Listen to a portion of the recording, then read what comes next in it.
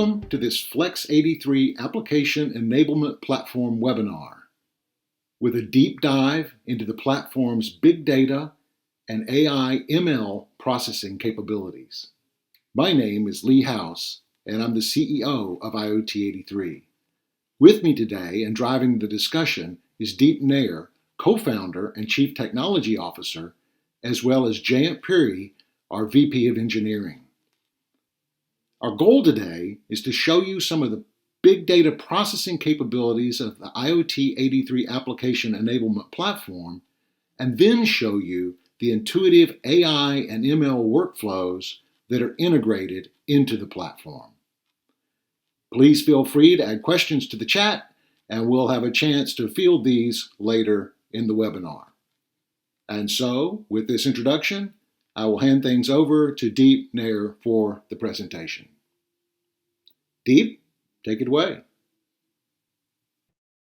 Thanks, Lee. Hi, everyone. This is Deep. And with me is Jayant Puri. He is our head of engineering and the man and the brain behind the product. So wherever I get stuck, he will be my savior. So JP, feel free to jump in. So before we delve into that, we just want to let you know what our prime reasons were for building this product. We started almost 4 years ago and invested in building and transforming this 76% failure rate of IoT projects because we felt that the IoT as a service and data management platforms that exist today, they still do not fill the huge gap and the cost and the uncertainty that exists from taking it from here all the way to the application. So what an AEP essentially does is a collection of tools that allows you to build, run, operate the applications in a very intuitive fashion, and we'll give you a glimpse of that today in the webinar as well. So essentially, if I were to just look at it from a vertical stack standpoint, we are going from connectivity all the way to the applications, intersecting points with business and operations. And we say if you walk this chain, it is very costly, it is very expensive, and it's very risky. So we did a better technical stack, if you would, so that we are easily able to decouple the application business logic from all the rest that you see in blue, so that this is almost always there with you. So it gives you a very good ease of application development. And with that, we will start moving into the platform. So going over the platform, we go over multiple things today. One is what an AEP is. It's a collection of tool sets that allows you to build these applications very fast, and this is what we call as the studios. There is a runtime core that has already been baked and is running 65 million plus devices and dealing with a lot of flows. This whole platform is multi-tenant from the get-go. So I will give you a glimpse of this platform here. This is our core management. It has multiple tenants on it, so we can manage each tenant, each resource, just like what an infrastructure provider does. We do it at the platform layer. And there are these tenants that we have created. We are going to have a tenant with My Apps, which has a lot of tools and applications in it already pre-created. So by default, we have the device management application, which is a multi-device management application that we showcased last time in the webinar. It is a click-to-build, no-code technology, essentially. And coupled with that is the tool set, which allows you to extend that application and or create new applications very fast. So flipping through back, what do we do? We not only handle the cloud, but we also handle the edge. There are tool sets that are available in this, which allows you to manage an edge device. Now, every deployment in IoT has these two components, the cloud and the edge is comprised of deep edge or different topology. So how do we handle that along with the cloud in a very converged fashion? We allow that to be done from the platform itself. So the other thing that we wanted to highlight is from a connectivity, the embedded side and the sensor side, you can bring in any type of device with any type of data, and apply your technology set that you want. The system supports all of these tool sets and all of these data stores combined with the big data infrastructure, that you are able to create your powerful applications, the bespoke applications that you want very fast. And over the last 3 years, we have been able to transform the time to market by 6x to 10x overall for the projects that are launched and built on top of Flex 83. So today, when we go into AI ML, every AI ML is a walk. The walk starts with very simple things from threshold crossing alarms, which we say can exist very easily in a click to build fashion. As you go into the operations field of no device management and you go into threshold crossing config, you are basically clicking your way of building those alarms. Internally, those things starts to act on the streams, the ETLs auto starts, and then you're looking at the stream on a per packet basis to see, okay, whether my threshold has crossed or not, and then what happens when a threshold crossing happens, whether you want to alert or not, or you want to create events which are multivariant in nature. So, and the last piece which comes into the fast and custom algorithm is which provides you full control of how you want the system to react on certain conditions should what is provided in low code or no code technologies fail to address that.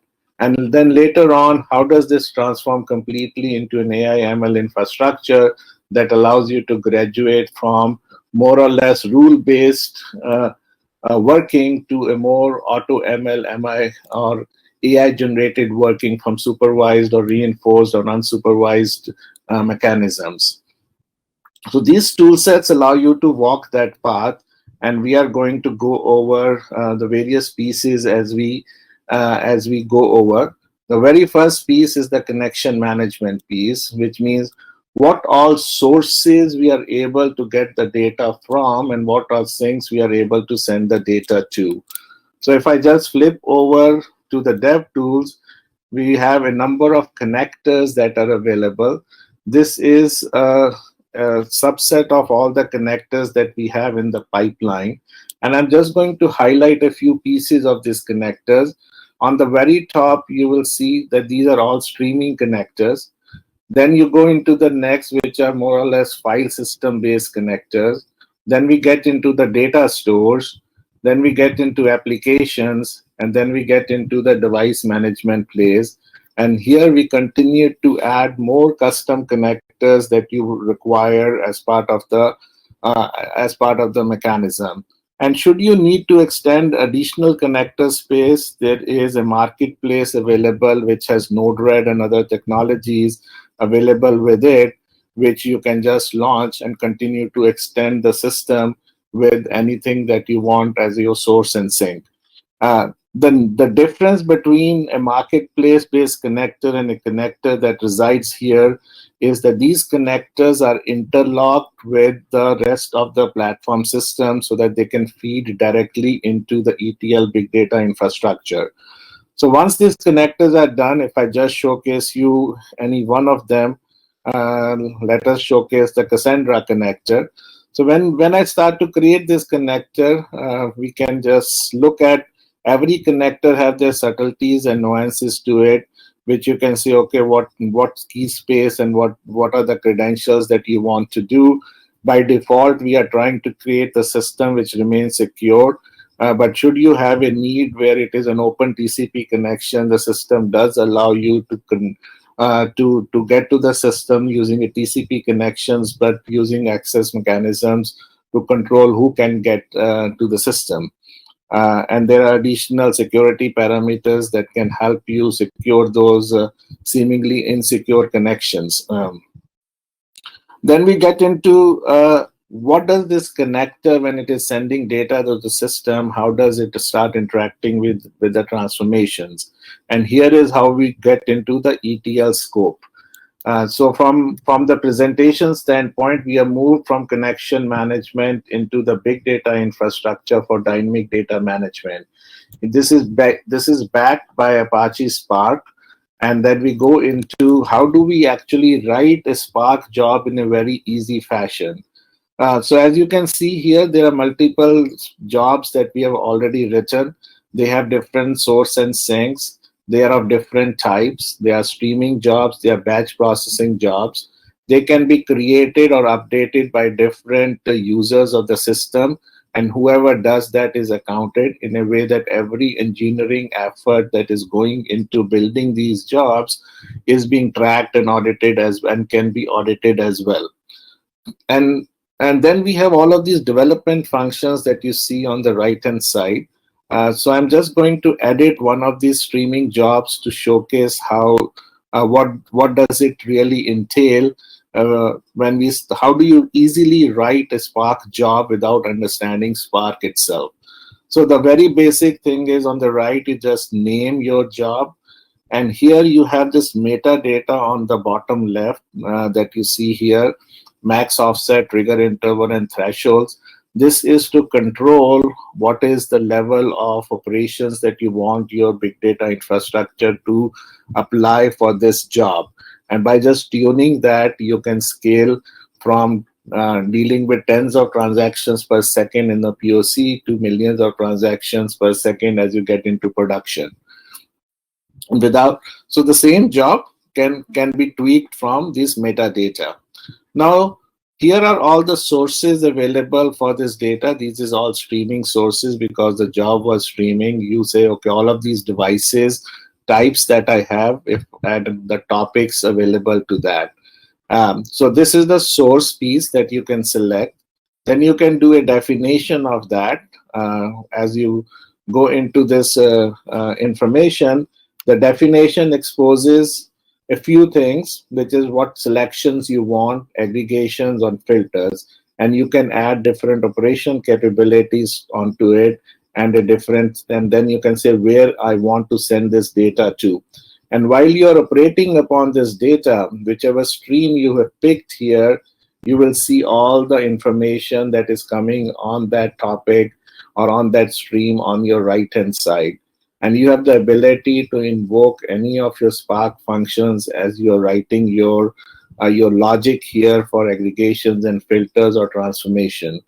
Um, you have also the ability to write UDFs, which is user-defined functions, and call them in your jobs that you're writing, and then direct it to a particular sink. So before I go further, I'm going to go back here and try and create a new ETL so that you get to know how easy it is to do that. So let me say that this is my new web test ETL, and I'm going to pick information, let's say on MQTT channel, let's say from an energy sensor, which is sending me information on this particular topic. So as I'm clicking, the system behind the scene is prompting me to the knowledge that it has gained about those streams. Now it says, oh, I have all of these information that is being sent by an energy sensor out there in the field. It is giving me current, resistance, and voltage. And I say, okay, let me start writing a very simple job.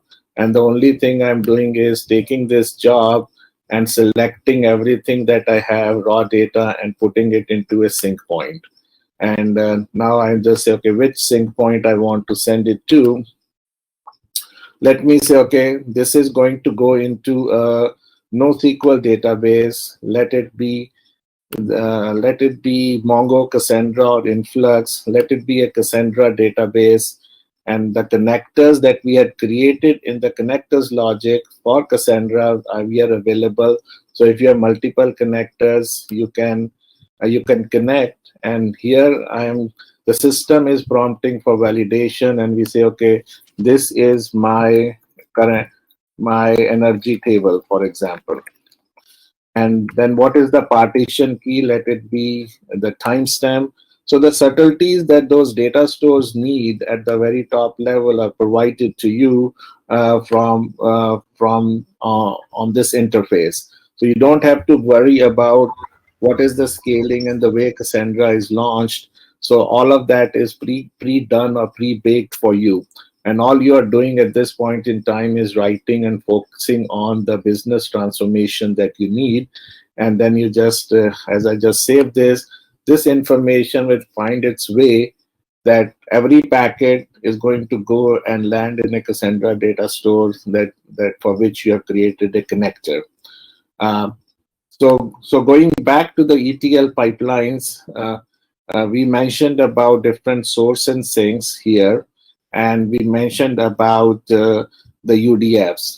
So one of these jobs would be using the UDFs, and when we go into UDFs, you will look, and I start to add a UDF. Let me just give you a glimpse of what a UDF can be. Here, this is a very simple prediction UDF, which is which, when it receives a packet, it is calling us. You can see here it is calling a deployment. It's calling the model for prediction. Sorry. I think it's just calling the AWS SageMaker endpoint at that point. Or No, here, JP, this is calling an internal endpoint here. And so there are multiple interpreters that have been given. We have JavaScript, we have Node.js, and we have Python, on which you can write your UDFs and submit them and use them in the pipelines. Then we go into the ETL schedules, which is needed for when you start doing all the batch processing, and different batch processes can be run, which is a 15 minutes aggregates, an hour aggregates, a day aggregates, and what have you. And just giving you a glimpse of this view in terms of when this batch ran and what was the execution status of this batch. And if I were to just try and stop this and give you an edit view of that, this ETL batch ETL was written, and it has the cron of hourly, daily, and custom. And when you go into customs, you can actually write any of your mechanisms that you're familiar with from a cron standpoint to create your schedule. So let me just restart this. Then we get into the more interesting piece, that we have what we call this as the citizen interface, where you do not want to write the code, but you know what transformations to do. This was an easy interface of picking up your data source and your sinks plus the transformation. And now we have provided also the ability to write your notebooks. Essentially, what it gives is a full code. You can actually write your Spark job and submit it to the system. And you can see here that this Spark job is cron enabled or not. Here you are writing your actual code base, and I can write it in different code blocks and can submit it. You have the full functionality of an IDE, like to test drive it, look at its various outputs before you submit the Spark job from a production standpoint. And if I just do debug on that, I can debug it as to what my Spark job is doing. So the platform acts both like an operational tool as well as a development tool, and development can happen both in a citizen format as well as in a serious coding environment. So all of these transformations allows you to track everything that is coming from connectors and be able to operate it on a very high scale, high performance nature standpoint. So the transformations then finally lead us into the data stores. And we have different types of data stores here that you will be requiring as a user of that. If you have heavy read requirements, you may want Mongo. If you have heavy write requirements, you may want Cassandra. If you have heavy regular expression search kind requirements, you may want Elastic. If you have relational, you may want MySQL. So let's say I'll just show you one of these time series store. I think it has one of the data stores which is having millions and millions of records.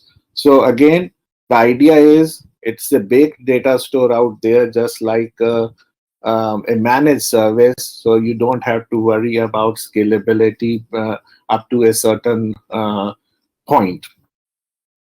So from here onwards, we'll start to get into the next stage of the platform, which is how AI ML starts to interact with the information that is coming from the connectors and the transformations.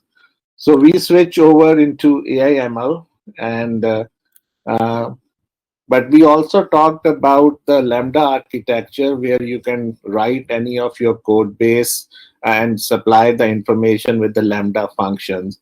And if I were to just give you a glimpse of that, uh, you can write your code base in 7 or 8 different languages, and submit this code base to the system to run based on what kind of memory you want this process to run. Again, you have different sample codes available to help you assist as a developer to write this code base. And they can then get converted and tied to an API through an API gateway function, which uses like a Swagger-like interface to do that. Very simple click to build technology of binding your Lambda functions to an API. Now, this API can be scheduled, and henceforth you can in any of your ETLs can invoke this API, and by invoking this API, you're essentially invoking the lambdas behind the scene, and thereby tying, very extensively the workflow that you want to create for your application. So going into AI ML piece now, there are multiple layers that we have provided here, from a full custom ML to the very auto ML generated trends and forecasts. So these trends, I will start from trends and forecasts. These are applied basically on any telemetry stream of data that is being received. Just select the pump station from the right and should show the data. Yeah, thank you. So what I'm selecting here is multi-device management part. So there are multiple devices that are sending data to the system, and they're of different types. And here, whatever telemetry data is being received, that is auto ML behind the scenes to provide you 3 things: the trending, the forecast, and beyond the forecast, it is seasonality, which is not added here for now.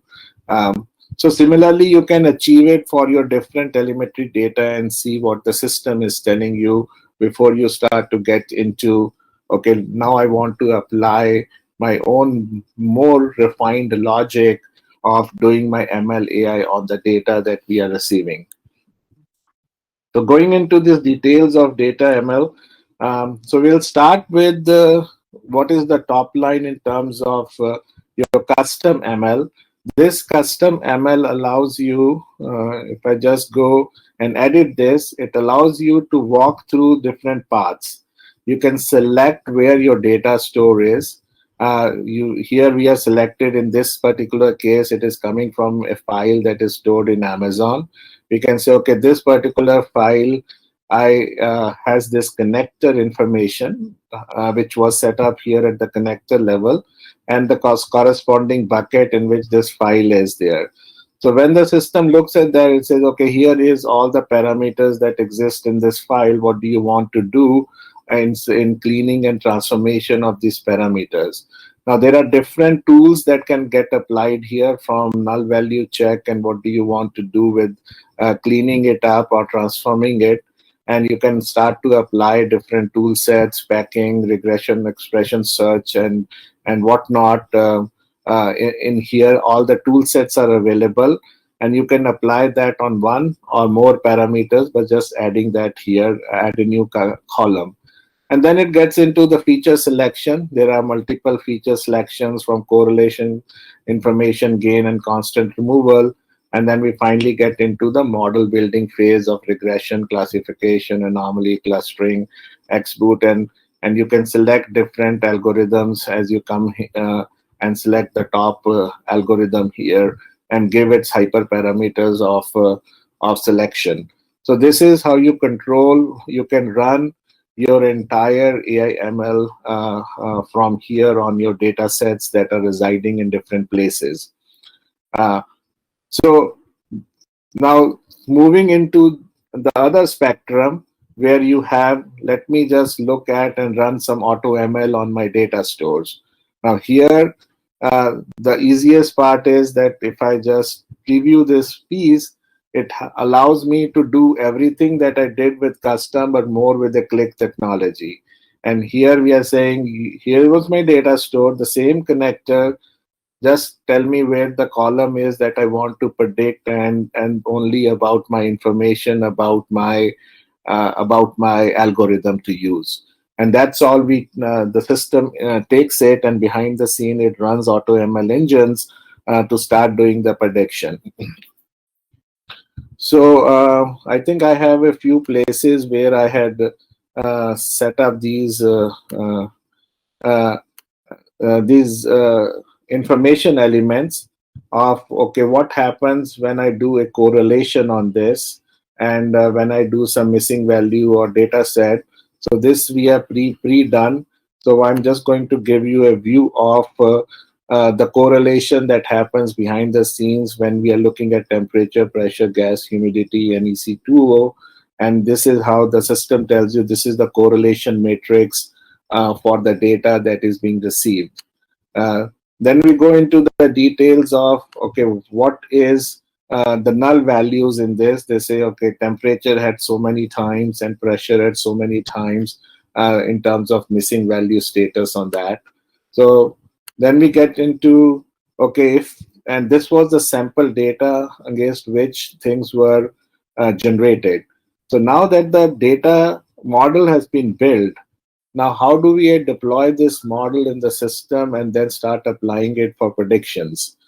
So that brings us back to this picture of AI ML, and we say we have to deploy the models.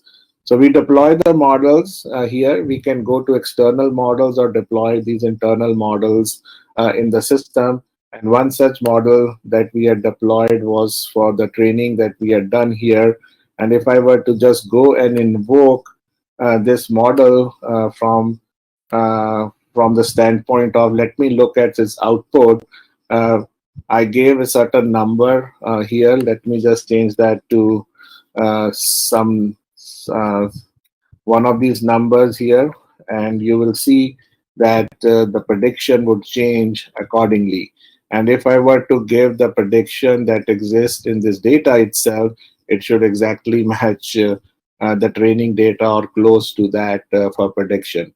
So this is how you start engaging the system from AI ML and start putting models into the system or invoking models externally built from the system to get the inference from it. So going further, we have other things about audio sentimental analysis built in. So if you allocate a file to the system, upload the file and select what kind of duration, removal, noise removal, polarity, word count that you want. You can select existing categories of words, and the system gives you an output of that running the audio engines behind the scenes, and it gives you a view of your recognition, like who spoke when, for what time, what is the confidence level for that. You can play it, and finally it also gives you the word count. And if you look at the word count from an image standpoint, it gives you which words were spoken most. Then we get into other interesting pieces of object recognition and face recognition. Here we have provided information about, let's look at training the model. You give a set of images and to the system and ask the model to train and deploy, and then you can upload different images to the system to say, okay, how does this system look at matching. So let me just try and see if I have any picture of Chris available. I do have Chris. So, and it will give us a prediction cost of what from a face net recognition standpoint. The similar things was done for object recognition, and by that definition, you can give a stream of images, which is video, and it can start predicting in that video if you are doing any object recognition or face recognition, to make it easier for you to build those applications which have been so difficult to do so far, by tying all of these technologies set together. So Nishant, I think we have covered almost everything in this 30 minutes fast track. Anything to add, Lee, JP? Oh, I think there were some Q&As, and one of the question was like, is the system able to import external ML models such as .pm ML or Onyx or or any other like Weka? So we can bring in the PMML and the Onyx, both the models. So it's like we have multiple environments, like that runs on Spark and then Keras, and also all those models which are even trained on other technologies can be brought in. So we support multiple runtimes. The PMML being for the Spark. So if the people use our system for AutoML, then the generated model is a PMML file.